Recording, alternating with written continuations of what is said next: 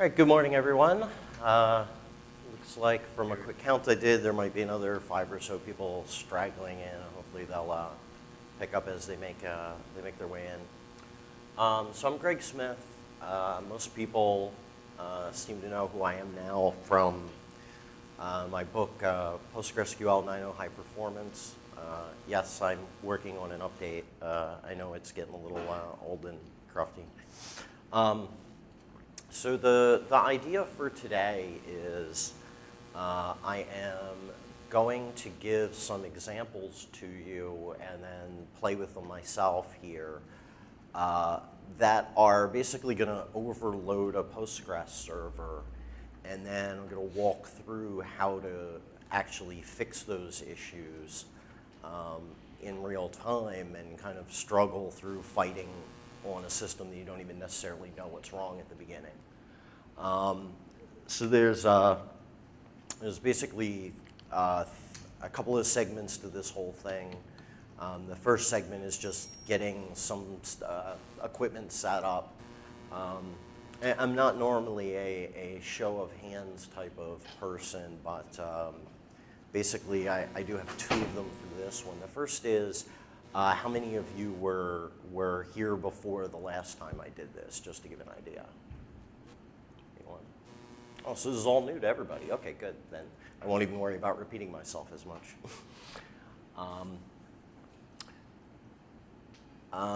So the first chunk of this is just going to be getting some stuff set up so that you can follow along, and basically this whole talk is going open source basically after this, in that the examples are going to be publicly available. This video recording might make it out there. Hopefully people will still come to the talks, because the fun part are getting to interact with the instructor and ask questions and stuff, or at least that's what I like to think anyway.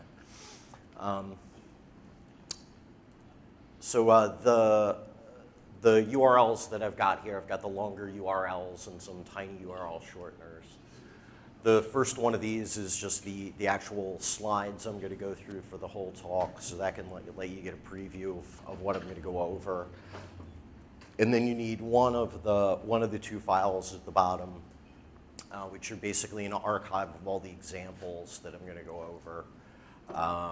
Figured tar for Unix types and zip for people in Windows, a little easier to deal with. So if you want to run these same examples on your system, the idea is you grab this and extract it and get your Postgres up and running, and then I'll show how I actually run the examples here. The one other question, I had commented in the description of this class that it was going to make some number of Linux servers available for people that wanted to go into them. So my only other question is, how many people here are actually interested in using one of those? 2, 3, so 5-ish or so. Okay. So I'll set those up. I haven't actually set the systems up yet. I've got a system available. It's basically one dedicated shared server for this class. So what I'm going to do is show how to set up 5 concurrent installs of Postgres all running on the same box, which is actually an interesting thing people ask me how to do anyway. And then we'll sort of split out the accounts. I think the fact that when you do this, you're going to end up seeing what everybody else in the class is doing is actually not a problem. I think it's makes it even more real world that each of you, as you're on the shared box, will be doing something only to discover someone else is pounding the system with their own thing. That's how it really happens in the real world. So let me start by doing that, actually. Because some of you might want to start getting familiar with the environment and whatnot. So what I've done here is, between the 2, so all of the servers that I've got are set up at on the domain I have my blog set up at hyperpostgres.com. So this one is actually working already, if anybody wants to pop into there. I go over to this thing. It has the endlessly secure password, same as the account name. And at the moment, there's nobody on there but me and my dead session from earlier, so that's good.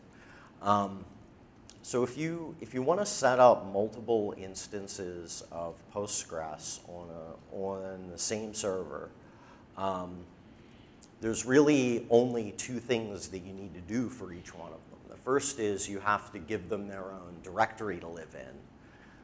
In this case, the home directory of the user is perfectly fine for that. Lots of people will install things like development versions of Postgres to their home directory. I even have this little utility that's named PEG that's on GitHub. Its sole purpose in life is basically to grab source code copies of Postgres and build them in your home directory and start them up and everything for testing out a version of Postgres without installing it as the system Postgres. But I'm not going to use this here because we don't need to do anything quite so fancy. So the idea here is if I want to do another one of these, I go into this as me, I get in as root. So the first thing I'll do is add in a new user and make that user part of the Postgres group, which I already know to be 26 here. So now they've got a home directory, but they can still access any of the shared Postgres stuff, like the binaries and some other state stuff that's floating around. So I'll give him a similarly secure password. And the real trick for this is now I go in as that user. On most Linux systems, there'll be some sort of login profile for the user. So in this case, it's just named bash profile on here. So what I've got is some customization stuff that I'm going to paste into here. So let me just talk about what this does real fast. The first thing is there's kind of a thing that annoys a lot of people. It's possible on Red Hat Linux now to install multiple versions of Postgres at the same time, even with the binary installations of Postgres. Like if you're on an older Red Hat 5 system, there's the standard system Postgres, which is 8.1, and then they have a Postgres 8.4 package available as well. One of the things that was done as part of that multi-session support or multi-version support is the binaries for running Postgres are no longer necessarily in the path of the Postgres user, because if you have more than one version of Postgres installed, you have questions like, well, which path do you include? So it's very common for me to go in, and if I'm on a Red Hat system where this problem is floating around, I will often make modifications like what I'm showing here to put the right binaries for the version of Postgres in the person's path so that everything works, and then also set up things like the environment variables that are used to get to the database directory and that sort of thing. So this sort of practice I'm doing here, I'm using it to set up a shared system that a couple of people can use. But this is actually a lot of this customization, the path customization, setting PG data. I'm also setting PG port here, which is another useful kind of shortcut for running Postgres stuff. I end up doing these in a lot of production systems too. I'm also setting up some aliases just to save me some here, down here at the bottom. So I've got simple aliases that start and stop the Postgres server. I've got another one that reloads the configuration on the server. the main typing that saves you is, you may have noticed at some point that when you start Postgres up, by default it logs output, server error messages, startup, stuff like that. It sends it to the standard output in the background. So that whatever terminal you start Postgres up in, it's going to get a bunch of log stuff spewing out, and that's not normally what people want. So this just adds the correct little bit to redirect the log over, and I'm redirecting the log over to the same location and kind of standard that Red Hat itself uses for naming this stuff, which is to make it a thing called pgstartup.log. So just to complete this, so I've got class 2 I'm setting up here. I put it on PG port 5502 to kind of match up with that. So our next problem is, now that I've done this, this environment isn't going to be active until I log back in again on the user. I could fix that some other way, but in this case I'm just going to log out and back in again. So now this stuff that I set up is working. So now class 2 has his own dedicated data directory for Postgres. He knows what port it's supposed to be on.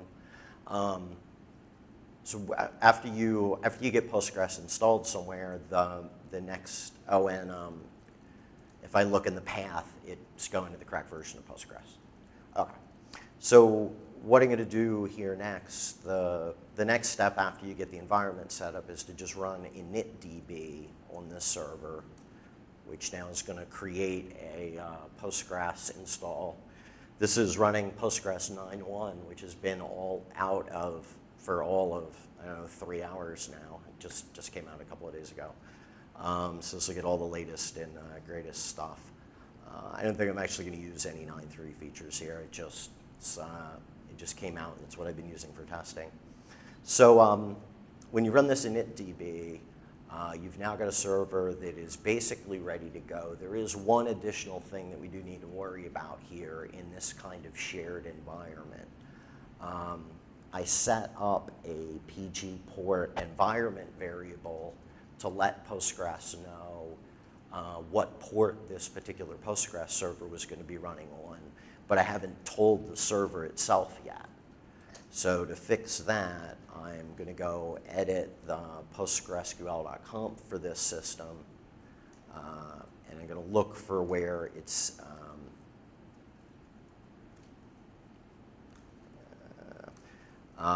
this line right here is where Postgres sets the default port number for the installation. So if you have something like this, and I go in and I say, okay, I wanted to make this 5502. So that's basically all of the steps now to get a installed in your own home directory version of Postgres that runs. You initialize, you set up some profile stuff, change the port on the server itself, and then just start the thing up. So I got my little alias for start, and if I run PSQL, we'll discover one more thing, which is when you just install your own Postgres, it expects that it's going to find a database that matches your username. By default, your username will be Postgres, and so it'll create a Postgres database for you too. You always get a Postgres database. There's two ways to work around this. I could just say, okay, well, connect me to the Postgres database instead. But the other thing that will save everybody a little bit of typing is I will normally just create a database for the user that I've got that at. Now if I run PSQL, he's set. So that's basically all of the steps to set up a new user. So I've got 1 and 2 set up. I'll do the other ones real fast here.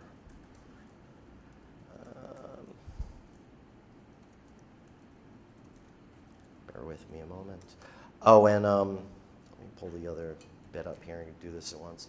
For those of you who slipped in a little bit on the later side, there's two things that you want to grab for this presentation. The one is the slides that I'm going to use here later are available. That's the first of these tiny URL links.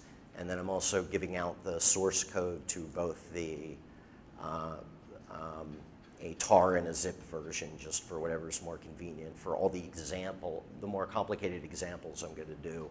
So that one's there as well. So if you want to follow along in some way, grab those and download those locally while I finish setting these up.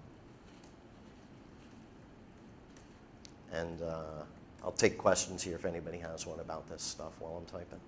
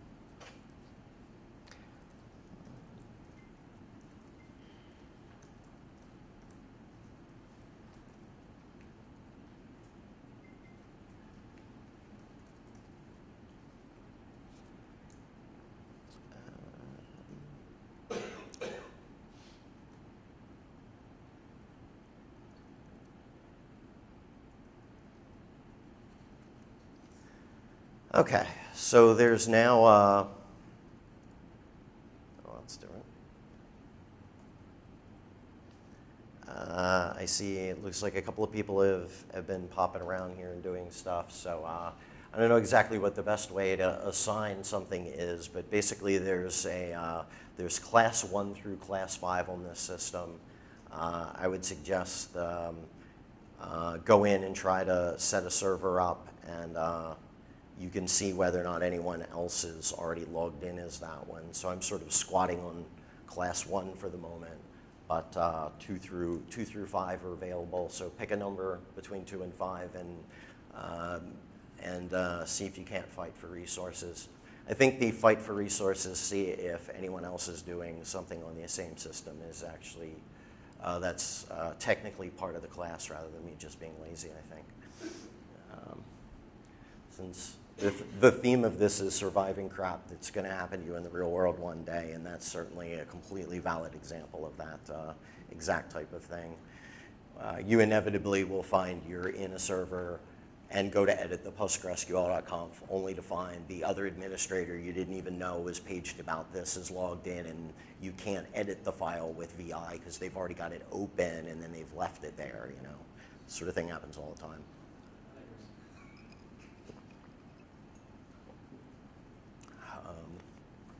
Actually, let me set up just one more because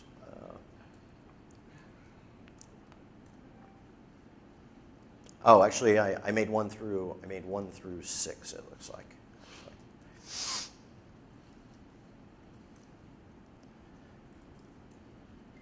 I think I customized him now. Let me fix that.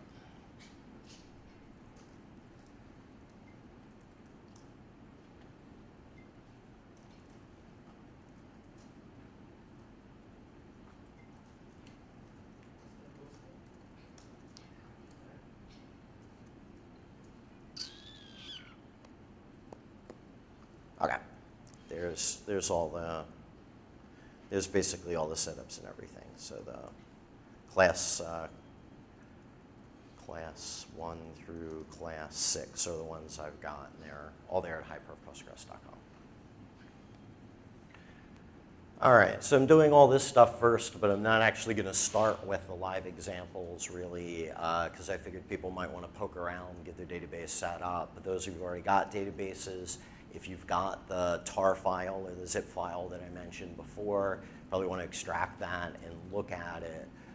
So I figured to give everybody a chance to sort of play with that while I talk for a couple of minutes about stuff, sort of generic things that I don't think are going to be so terribly distracting that you can't be fooling around with this on your own a little bit too. So the context for this talk ostensibly is surviving server overload. A shrunken version of it, I think I can get both these there at the same time. All right. Let's see. Didn't turn out. Okay, yeah, you can still see the class stuff. Cool. All right. The concept of a tuning life cycle, I think, is one of those things that everybody recognizes, but you don't necessarily think about it in kind of explicit terms. It is important, though, I think, to be able to explain this to people, even though it seems really obvious. Because what you run into in the real world with applications, I think a lot of people who are less hands-on tech people, they have this great notion that when you go to deploy something, you design it and you get it built and the software gets developed, and then you go through a tuning stage and you tune the database for a bit and you set its parameters up and you add indexes and stuff like that, and then you deploy it and then you're done. But that is in no way, shape, or form what the real world looks like at all. In the real world, this is what happens. You design and deploy the database. There's really almost nothing you can do for tuning it in a really robust way before it actually gets deployed. Because whatever guesses you make are, unless you've been doing this for a really long time, it's very tough to guess how the performance of the application is going to end up working in the real world later. So what actually happens, and what I recommend, is you instead think about more as a circle. And the new step in there is monitoring. Monitoring your database is the thing that turns this from poking randomly at things to something that you can treat as a repeatable process and something that works more like a scientific type of thing. You have experiments, you say, I think things will get better if I do that. You make tuning changes to it, and then you go back to monitoring to make sure your changes actually worked in the end. So this is the real world, and eventually what happens to really busy systems is a whole new thing that people don't necessarily think about either, which is you monitor, you tune, you improve. At some point, though, you may reach a point where there's nothing left to tune. The system still isn't good enough. And the only way you're going to fix it is to redesign part of it. Like, I think the most well-known example of this is actually one of the cool features in Postgres 9.3. Postgres 9.3, if you've been following any of the announcements on that, one of the huge new features in it is initial support for materialized views. I say initial support because materialized views have a lot of components to them. They have things like really good materialized views will automatically swap the view out when you use it, as a part of a larger query. This isn't anything quite that fancy yet. This is just the basics, which are, you can say, here's a query, I would normally create a view on it, but instead just create that view and then cache a copy of it for me so I can go back and look at it later. That's basically all we've got for materialized views so far.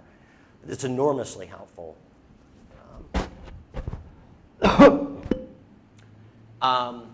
I have a sort of anecdote from my first database job when I was in college that demonstrates how that works. You know, before I even knew this was a thing that had a name, I was using them. I worked at this auto manufacturing plant, and they had one of the most common reports everybody runs all the time at a lot of companies is the sales report. You know, salespeople are interested, did I make my targets? The manufacturing people are worried about, did we ship everything we were supposed to this week? So I mean, the sales report everybody was running took about 20 minutes to get results out of it, and it turns out that what was actually happening on the server is almost every time we discovered it was slow, it's because it was the end of the week or the end of the quarter or whatever, and every single manager in the entire company was running the sales report, and then the minute it finished, they'd run it again just to see what had changed in the previous 20 minutes. This is the perfect example of what you'd use a materialized view for.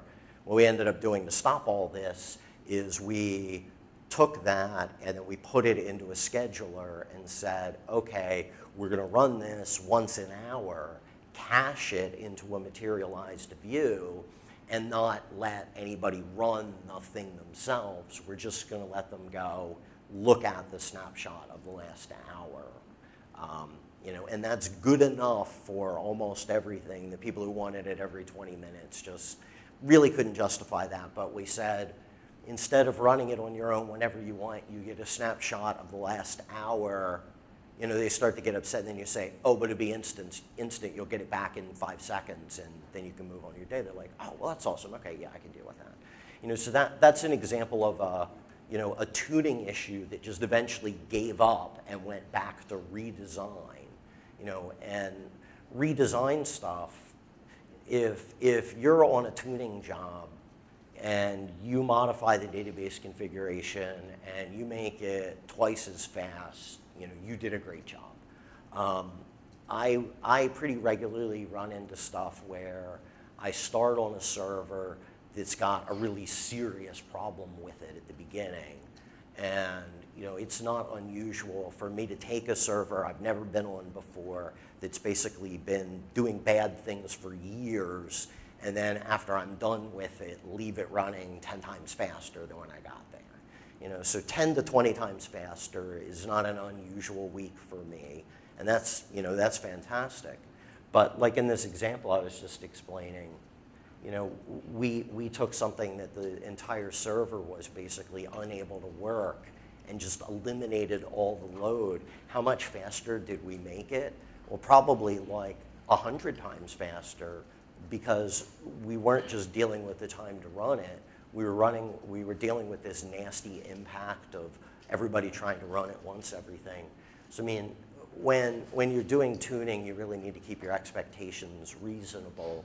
If you're running something and you go, huh, if I made this twice as fast, or if I really did like an amazing job on indexing and tweaking the queries and all that other stuff, I might get 10 times as fast out of it. But if 10 times isn't going to do it and you need 100 times as fast, that's probably not a tuning job. That's probably a redesign job that you've got instead.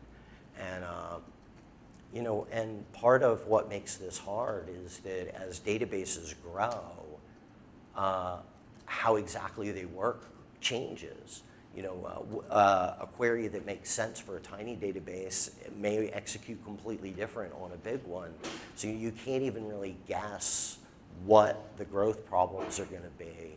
So my focus when I try to explain best practices to people is heavily on how do we monitor for issues, find them, and then deal with them. Because to some extent you will be in a reactive role regardless of how proactive you are at setting it up in the first place.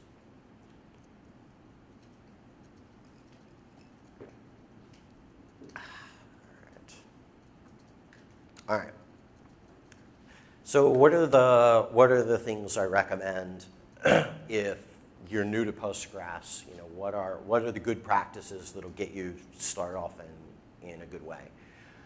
The first one is set up monitoring before there's a problem. Some people only get around to monitoring the system after things are really bad. Somebody says, oh, okay, well, install monitoring to figure out what's wrong. You really need to have a track record of what a healthy server looks like to be really effective at figuring out what's wrong with a bad one. So it's much better to be staring at baselines and go, okay, well, the server used to be at 1% disk utilization and now it's at 100, and that just happened suddenly yesterday. You know, that's a very different problem from a month ago the server is at 1% and it's been creeping up and now it's at 10, and that's where we noticed it, but it's actually getting slightly worse the whole time. It's very different, and if you only start at the server has 10% disk I/O side, you can't tell those two apart from one another. So, you know, getting monitoring set up as part of the initial system deployment is something I'm a big advocate for. Whatever monitoring you set up should have the ability to look at performance trends, sort of graph activity over time, that sort of thing, because that's what tends to be really useful for this stuff. When you do make tuning modifications, I recommend really strong change control, kind of more like how software developers make changes than the way some DBAs operate. You know, for me, the right process for making a change is make sure the current configuration is checked into version control. You know, which version control doesn't matter, you know, subversion or get, or I don't quite understand what they're thinking, but I hear people even put stuff in clear case. You know, just put it somewhere so that you can see what changed over time when things modify. And when you do modify things, try not to modify a bunch of things at once. Minimize the changes down to as small as you can. And again, document heavily why it was you made this change and when you did it, so that when you go back later, you can answer questions about, you know, how is it we ended up with these parameters.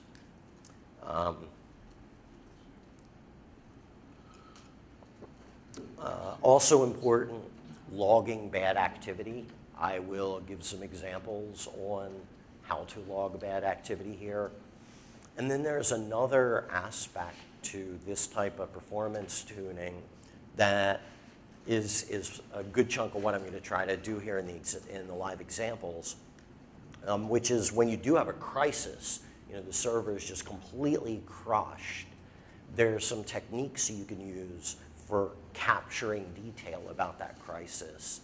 And I like to do that in ways that you can go back and analyze that later, even after the crisis has ended, to like piece together what happened and test theories and whatnot. So I'll show some examples of that stuff in the live examples as well. So here's my first bit of recommended change. So you can, if you downloaded the slides, you can follow along there. So I'll revisit this one last time. I think everybody's here now from Count in the Room. The talk that I'm presenting right now is available, and I've got examples for the live server stuff I'm going to do later, and then in 2 different formats. So these are the URLs for that. So I kind of leave those up there if you want to grab them. So I'll talk about. So the idea is, if you've got a new Postgres server, you may not know what you should log. You know, there is a little bit of a problem where if you haven't managed a Postgres server before, you have a new deployment, you don't know what you should be logging until you have a problem, and then that violates the principle of turn logging on before there's a problem. So how do you know? The Postgres documentation is not very good at this, so I've put together, you know, this is the standard way that I set a new server up at the beginning. And I'll just talk through these examples for a minute. The first thing you may have noticed if you look at a Postgres server, the log files that come out of it by default don't even have things like timestamps on them. They're really worthless.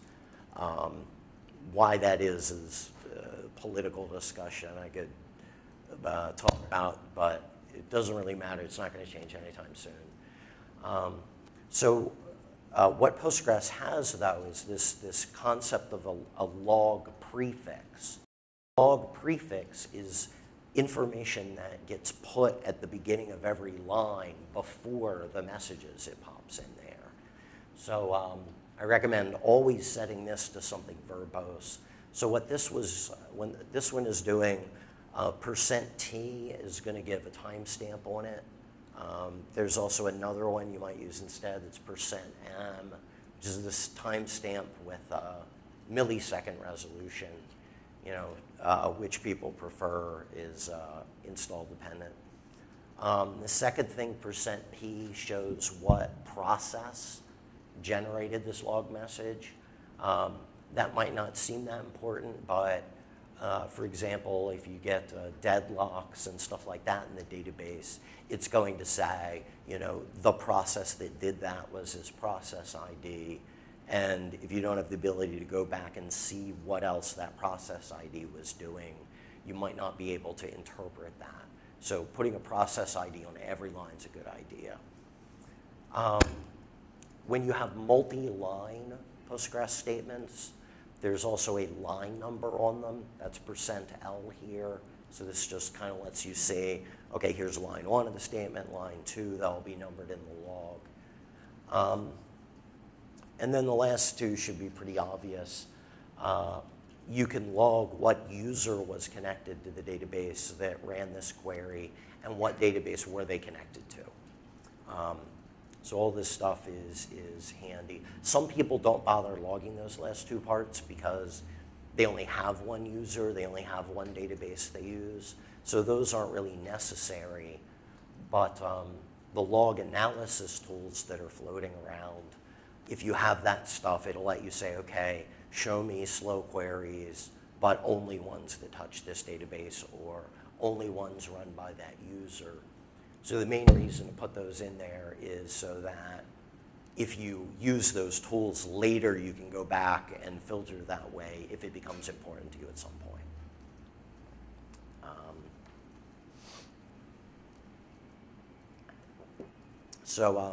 The next thing here is probably the single most important finding out what's wrong with your server thing to know about.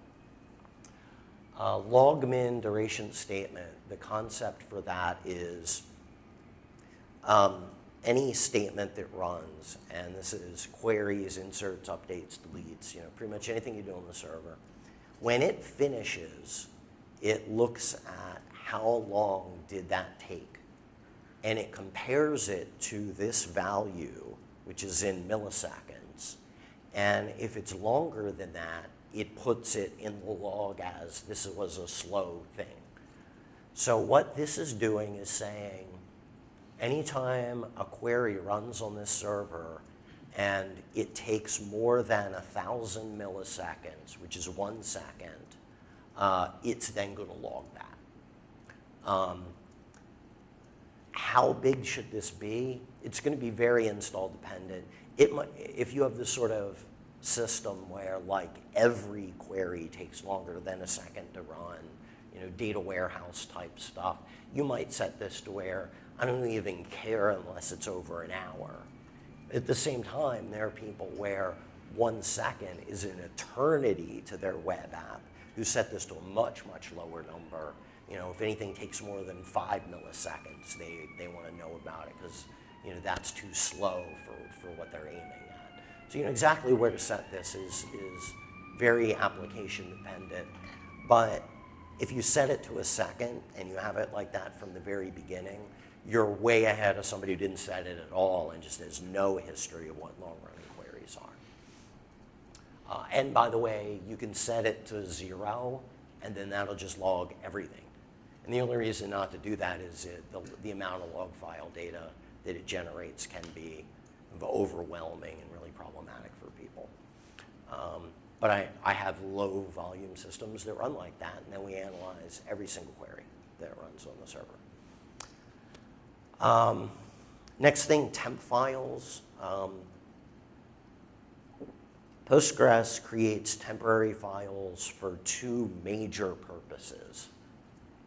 The first one is sorting. If you're sorting something that's really large, Postgres will do some computations and figure out, can it do that in memory? And if it can't, it will run off to disk and write a temporary file to do the sorting. The other situation is Postgres sometimes builds hash tables, kind of like key value lookup sorts of things. And those hash tables take up a chunk of memory, and they get used to make things like joins more efficient. So what log temp files does, it's the same sort of concept where this is in bytes now. So it's byte-oriented rather than time-oriented. The way I have it set up here, if the application creates a temp file and that temp file is bigger than 0 bytes, it puts a log entry in. So this is basically logging every temp file. But the thing is, though, it's logging every temp file that's swapped to disk. It doesn't log the ones that happen in memory. And if you have your system set up correctly, most of them should be in memory. So this probably isn't that bad to even, I have some fairly busy production systems that run logging every single temp file, because if there's a temp file at all, that means there's a problem with their system. They shouldn't happen. Everything should be in memory sorting instead. Yep. So this is directly related to the workman, Exactly. I'll give some more examples of this for people who aren't familiar with it. I'm going to generate temp files and change workmem and show that they go away. So I'll get into more detail about this later too. Checkpoints are a background thing that runs in the database. Checkpoint theory and tuning is a pretty complicated subject, but the main thing to know is in order to do a checkpoint, Postgres is basically reconciling all of the data that is in memory with disk, so that if the server crashes, everything is kind of cleaned up and written to disk like it's supposed to be. It uses the write-ahead log mechanism for part of that, but the second half of it, that's kind of longer term, less